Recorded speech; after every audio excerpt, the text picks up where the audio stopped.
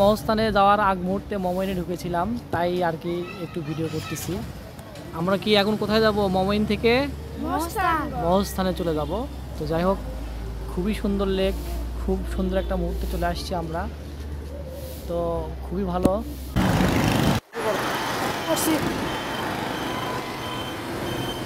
এই যে এখন আমরা মমইনে ঢুকলাম, দেখেন আপনারা। এই যে চারিদিকে বড় বড় বিল্ডিং আর মমইনের নতুন ভিউ।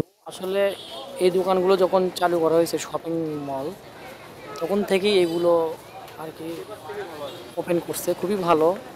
আর হচ্ছে বিষয়টা হচ্ছে এখনকার ভিউটা আরও বেশি সুন্দর, একদম অসাম লাগতেছে। এত সুন্দর সাজ মমইনেই সম্ভব, তাছাড়া কোথাও সম্ভব না।